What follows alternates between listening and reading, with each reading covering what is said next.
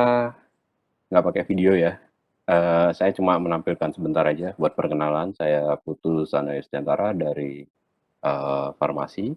Hari ini saya dapat bagian buat sharing tentang topik 7 yaitu adalah nilai dan etika interprofesional. Jadi hari ini kita eh, ngobrolin masalah etika dan nilai dalam dalam dalam keseharian kita, nantinya praktek profesional dan seterusnya. Tapi ini lebih pada teoritis. Oke, saya akan share konten ya.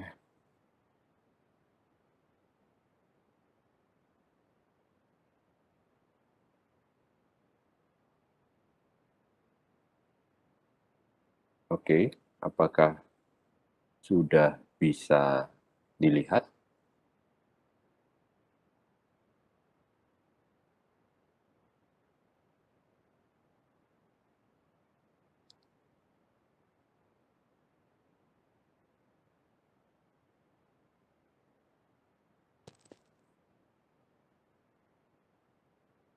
Oke, terima kasih. Sudah respon juga ya. Oke, jadi langsung saja. Tujuannya dari pembelajaran hari ini adalah mahasiswa memahami nilai dan etika dalam kolaborasi dengan mengedepankan konsep pelayanan yang berfokus pada pasien atau patient centeredness. Jadi, eh, kata kunci yang bisa kita ambil dalam perkuliahan kali ini adalah nilai dan etika. Nah, ngomongin nilai dan etika itu agak susah karena ada banyak faktor secara sosiologi sih. Itu nantinya akan berperan dan bisa berpengaruh dalam pengambilan keputusan, terutama dalam konsep pelayanan gitu. Saya lanjutkan dulu. Sedangkan tujuan khusus pembelajaran itu adalah mampu menjelaskan dan memahami etika dari berbagai sudut pandang, kemudian menjelaskan pengertian dan aspek-aspek etika biomedis, lalu mampu menjelaskan pengertian dan aspek-aspek etika relasional, biomedis relasional, kemudian aspek-aspek etika moral, dan ada juga menjelaskan memahami apa saja yang merupakan isu etik dalam kolaborasi. Lalu yang terakhir adalah menjelaskan dan memahami apa saja yang merupakan elemen dalam penyelesaian masalah etik dalam kolaborasi. Oke, jadi kita akan banyak membicarakan tentang etika. Sering kita dengar tapi susah dipahami apalagi dijalankan. Ini adalah pendahuluannya. Jadi dalam IPE, Interprofessional Education, terutama dalam kolaborasi, interprofessional collaboration is a prerequisite for effective healthcare and or the rehabilitation of the patient, which implies quality of care and patient safety. Jadi sebetulnya tujuan kita adalah berkolaborasi untuk kebaikan pasien. Jadi intinya hanya itu. Tapi selama prosesnya itu akan sangat dipengaruhi oleh beberapa kompetensi, terutama ketika kita bekerja dengan teamwork. Dan di sini ada harus ada pemahaman antar health profesional dan setiap ekspertisnya untuk memastikan komunikasi yang efektif. Oke, saya lanjutkan. Jadi interprofesional kolaboratif untuk student itu adalah mempelajari bagaimana kita bisa sama-sama belajar dengan mahasiswa dari berbagai profesi yang berbeda. Yang tujuannya nantinya adalah gain insight into each other skill. Jadi tujuannya adalah bekerja bersama, saling menghargai, dan kemudian mampu mendukung untuk meningkatkan pemahaman di skill-skill lainnya yang terkait dengan kesehatan dan pelayan kesehatan maksud saya. Kemudian Eee, nah, oke. Kemudian di IPE ini, kita itu, akan berkolaborasi lebih dari 2 dan di lapangan pun kita akan lebih dari 2 ketika kita meng-handle seorang pasien. Dan, ada juga nantinya, eee, a aspek lainnya seperti misalnya dari sisi pasiennya sendiri yang menjadi concern kita selama belajar.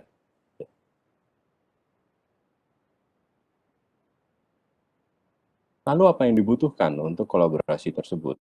Jadi yang diperlukan adalah pengetahuan, knowledge, masing-masing expertise dari, di bidang kita yang kita pelajari, yang atau kita dalami. Lalu abilities, ini terkait dengan, kemampuan, pengetahuan, kemampuan, dan kompetensi. Kemudian ada kepercayaan antar nakes. Kalau kita belajar ya antar, pelajar yang di bidang layanan kesehatan. Dan salah satunya yang menjadi penting adalah nilai dan etik atau value and ethics. Untuk itu kita, coba menggali apa sih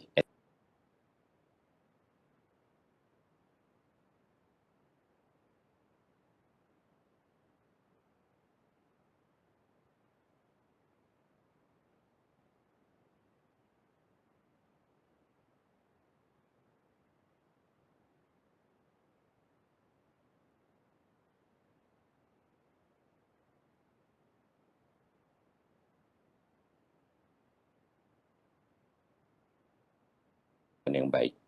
Dan ini saya kira masih relevan dengan, eee,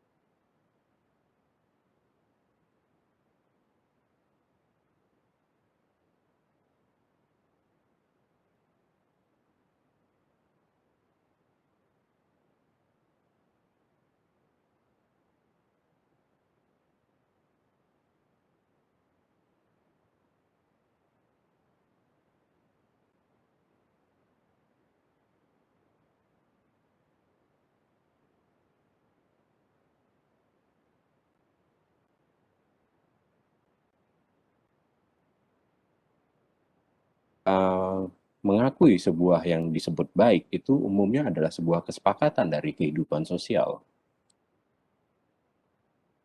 dan itu akan turun-temurun diwariskan. Jadi sebetulnya kalau kita memikirkan apakah yang baik benar-benar baik, itu belum tentu. Hanya kultur dan kebiasaan yang mengujinya. Jadi dari waktu ke waktu itu akan, mungkin ada perubahan. Namun, kembali lagi, itu adalah sebuah anggapan atau kesepakatan. Lalu etik itu juga disebut sebagai kumpulan asas atau nilai yang berkenaan dengan akhlak. Nah, kalau ngomongin akhlak, susah lagi. Karena bagaimana caranya mengukur sebuah akhlak? Tentu kita akan sulit. Namun, dalam kehidupan bersosial, kehidupan kita sosial, biasanya kita mengukurnya melalui sebuah nilai-nilai. Nilai-nilai bisa diukur, eee, bisa digunakan sebagai acuan mengenai yang seperti apa yang benar, seperti apa yang salah, yang dianut oleh suatu golongan atau masyarakat. Kembali lagi, ada limitation di sini. Jadi eee, tidak berlaku secara global, tapi masih ada, batasan terhadap suatu golongan atau masyarakat atau suatu region tertentu terhadap anggapan dan nilai, etik dan nilai mengenai konsep benar dan salah yang dianut. Kemudian,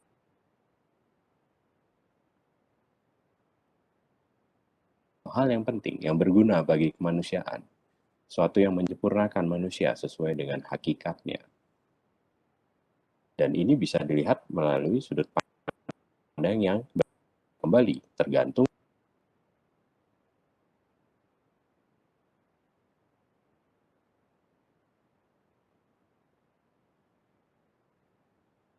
secara teoritis. Secara teoritis, banyak yang merumuskan apa sih nilai itu. Jadi nilai adalah keyakinan abadi bahwa satu tertentu dan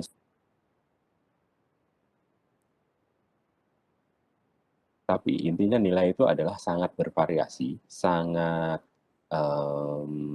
bergantung pada sebuah anggapan dan kesepakatan suatu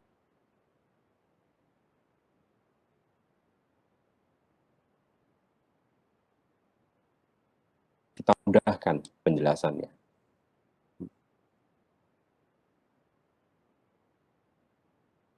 Sedangkan kalau definisi yang mungkin bisa kita mudahkan penjelasannya adalah etika. Itu adalah ilmu yang membahas tentang arti baik dan buruk, benar dan salah.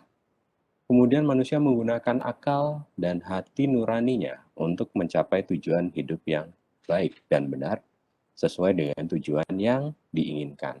Oke, ada beberapa faktor di sini yang bisa mempengaruhi kualitas baik dan kualitas buruk. Arti yang baik dan arti yang buruk, benar dan salah. Ada beberapa hal yang bisa mempengaruhi, yaitu adalah akal dan hati nurani. Setiap orang punya, itu adalah tantangannya, sehingga nanti akan menjadi sebuah isu. Kemudian berikutnya adalah tujuan hidup yang baik dan benar. Siapa sih yang punya?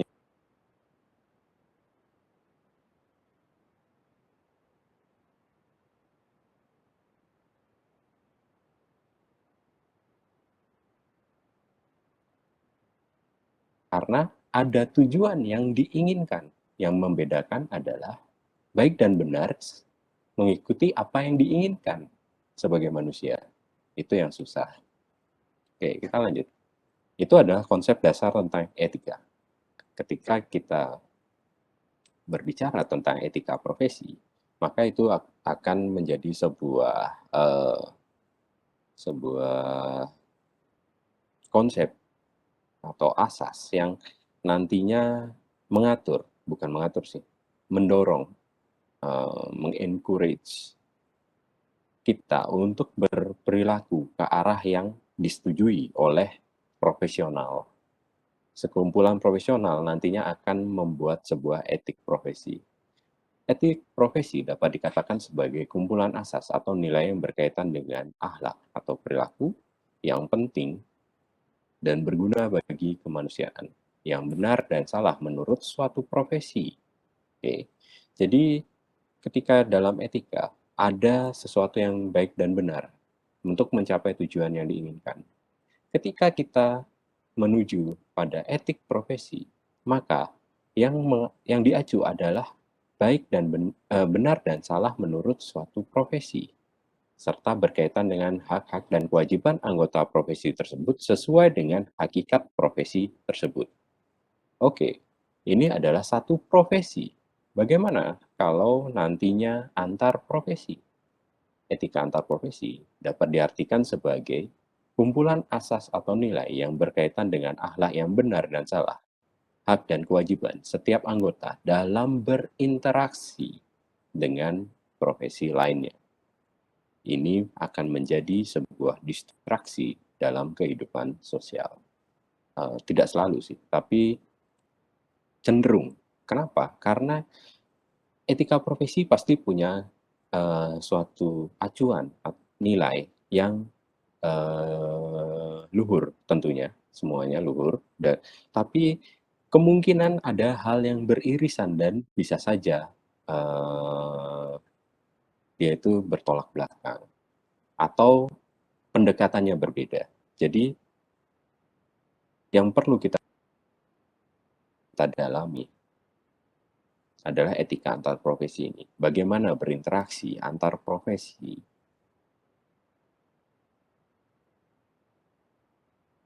Etika antar profesi itu adalah kompetensi dalam pembelajaran antar profesi.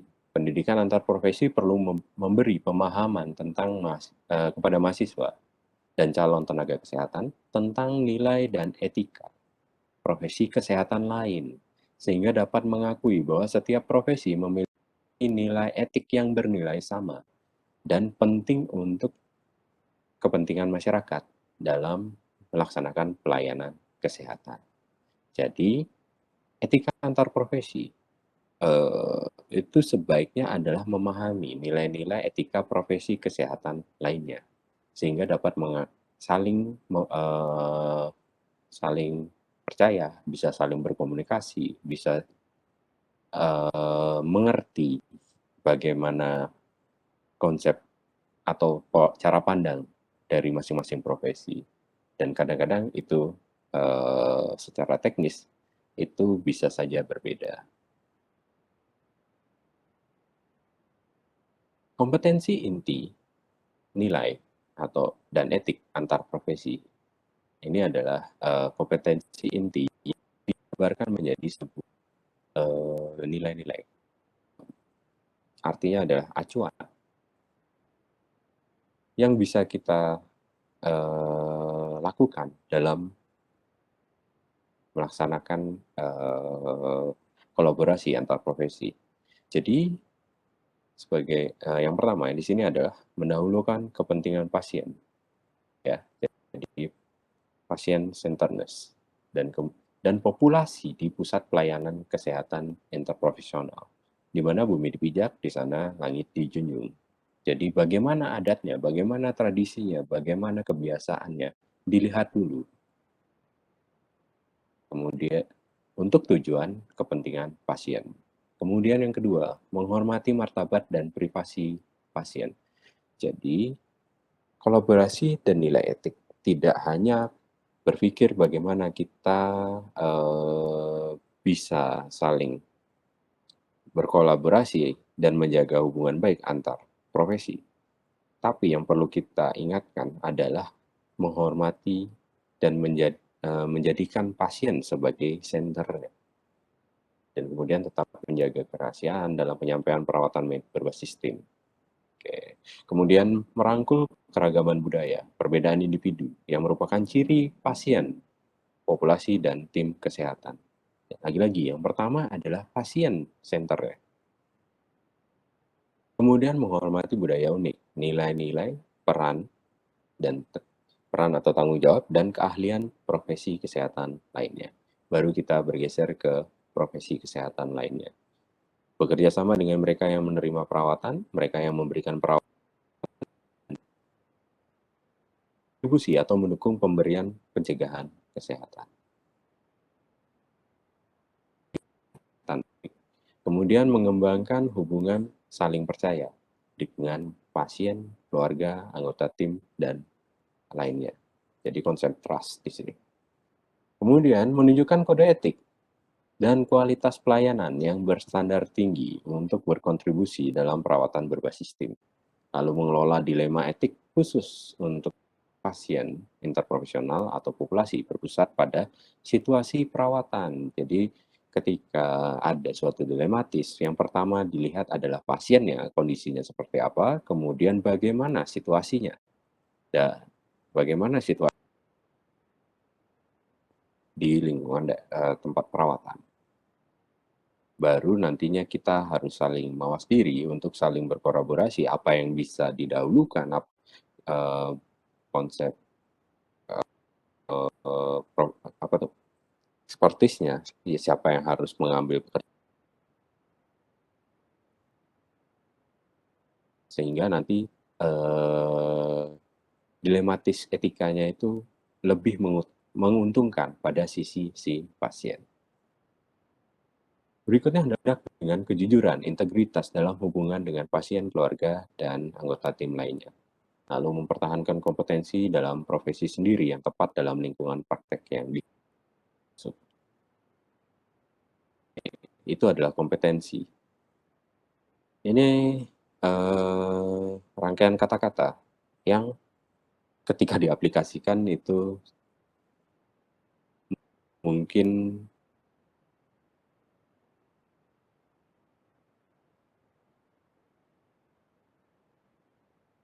ingat karena pernah membaca. Sehingga kita bisa membawanya dalam sebuah budaya, sehingga nantinya dapat berkolaborasi dengan menjunjung nilai-nilai dan etik antar profesi.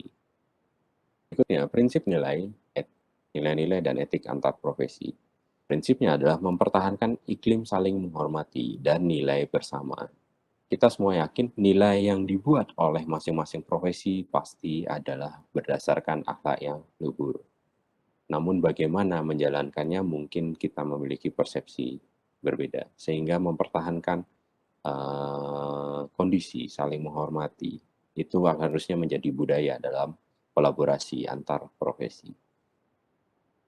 Lalu fokus pada pasien, ya seperti dari tadi sudah saya ceritakan, yaitu adalah patient center. Lalu menghormati pasien, martabat dan kerahasiaan pasien, merangkul dan menghargai keragaman budaya, menghormati budaya yang unik, dan nilai-nilai, peran, tanggung jawab, serta keahlian profesi lain dalam hubungan antar profesi. Kalian mungkin sudah dapat, bukan mungkin sih, kalian sudah dapat SGD, di mana kemarin kita membahas suatu budaya yang unik. Ya. Jadi konsepnya adalah menghormati budaya yang unik, tapi melihat kondisi pasiennya juga. Oke, kita bahas beberapa jenis etika di sini, yaitu adalah etika biomedis yang berikutnya. Bioetika adalah bagian dari etika yang memberikan solusi yang masuk akal, dapat dipertahankan yang menggabungkan prinsip-prinsip etika untuk dilema moral aktual atau yang diantisipasi yang dihadapi tenaga kesehatan.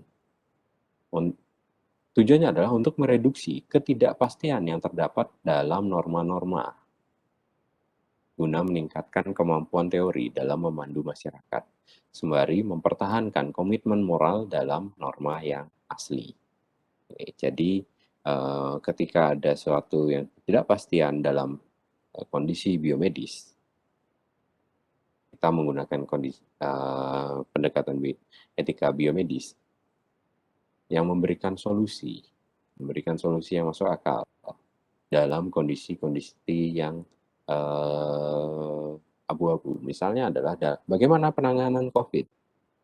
Tentu saja etika biomedis yang digunakan sebagai pendekatan, yaitu adalah ketika dalam kondisi ketidakpastian, ya, kita memberikan solusi-solusi yang masuk akal dan dapat dipertahankan untuk menggabungkan prinsip-prinsip etika di dalam dilematis moral aktual. Jadi biasanya ini adalah digunakan untuk case yang baru atau case yang belum pernah kita temui sebelumnya, kasus yang belum pernah kita temui sebelumnya. Kalau secara prinsip etika biomedis berdasarkan Biochem and Science, maafkan kalau salah bacanya, saya nggak tahu ini nama orang sih. Prinsip etika biomedis itu ada 4, yaitu adalah prinsip menghormati otonomi atau autonomi, lalu prinsip berbuat baik, beneficent, lalu prinsip tidak merugikan, non-maleficent, dan prinsip keadilan atau justice. Setiap gagasan tentang pengambilan keputusan moral mengasumsikan bahwa yang terlibat dalam pengambilan keputusan telah diinformasikan secara sukarela dan diinformasikan dan diterima sukarela. Dalam keputusan perawatan kesehatan, penghormatan terhadap otonomi pasien. Jadi yang dimaksud dalam otonomi di sini adalah otonomi pasien sebagai tingkatan tertingginya, yang menyiratkan bahwa pasien memiliki kapasitas untuk bertindak secara sengaja dengan pemahamannya. Jadi disinilah lahir sebuah konsep informed consent. Jadi dalam transaksi, ini bahasa terjemahan maaf. Jadi dalam praktek dokter kepada pasien atau tenaga kesehatan lainnya, informed consent itu akan menjadi sebuah landasan otonomi yang dimiliki oleh pasien. Di respect for autonomy. Berikutnya adalah principle of non-maleficence. Jadi yang penting tidak merugikan untuk pasien, baik secara disengaja atau sebuah kelalaian. Jadi kita penting untuk memiliki apa ya? Memiliki suatu kompetensi dalam dalam dalam bidang profesi masing-masing, sehingga kelalaian yang disengaja ataupun tidak sengaja itu bisa dihindarkan. Oke, jadi non mal. Oke. Berikutnya adalah berikutnya adalah beneficent atau prinsip berbuat baik atau selalu menguntungkan untuk pasien, memberikan benefit kepada pasien, dan tujuannya adalah menghindarkan menghindarkan atau menghilangkan suatu suatu potensi merugikan bagi pasien.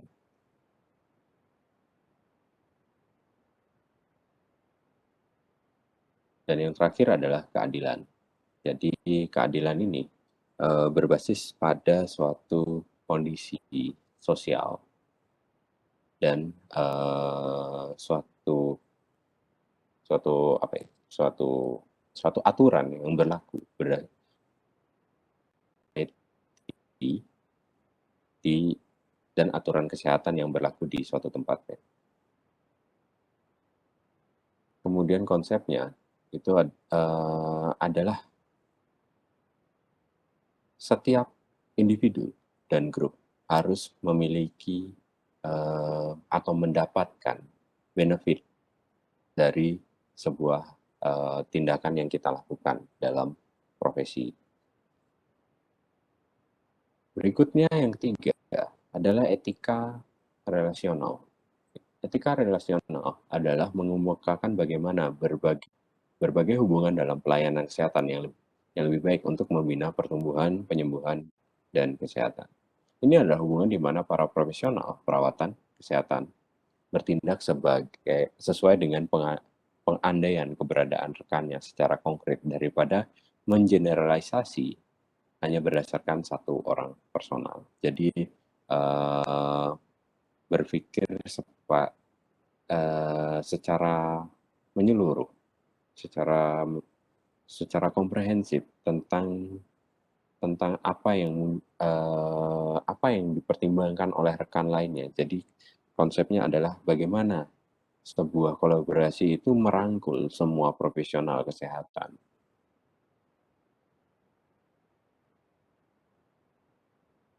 Prinsipnya dalam etika relasional adalah mutual respect. Kemudian ada central ini adalah tema sentral dalam etika relasional. Kemudian yang berikutnya adalah engagement. Jadi bagaimana kita saling berinteraksi, berikatan. Jadi menjadi sebuah koneksi yang bisa menjadi kunci dalam sebuah engagement. Berikutnya adalah knowledge atau pengetahuan. Jadi badan dan pikiran yang terintegrasi, scientific knowledge dan human compassion. Berikutnya environment atau lingkungan. Dan berikutnya adalah ketidakpastian. Jadi setiap kondisi pasti punya suatu ketidakpastian. Jadi yang memegang kunci biasanya adalah bagaimana kita berpikir untuk membuka sebuah kemungkinan dan berkontribusi untuk menghasilkan good outcome. Yang keempat adalah etika moral atau virtue ethic. Etika moral atau virtue ethic atau etika kebajikan. Ini adalah suatu konsep yang lebih pada akhlak atau pribadi. Jadi etika kebajikan ini dipopulerkan oleh Aristoteles, berfokus pada karakter yang melekat pada seseorang dibandingkan tindakan spesifik yang harus dilakukan seseorang. Jadi lebih kepada watak dan akhlak. Menurut pandangan ini, moralitas tidak hanya menjawab apa yang harus saya lakukan, namun juga harus menjawab saya harus menjadi orang seperti apa. Jadi karakter manusia merupakan suatu yang lebih penting.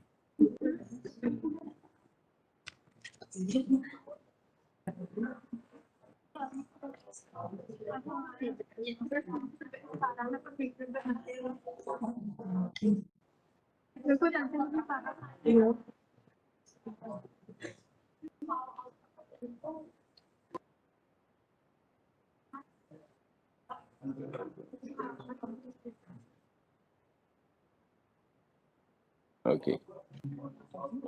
Berikutnya adalah isu etik dalam kolaborasi. Jadi yang akan kita bahas adalah isu etik dalam kolaborasi.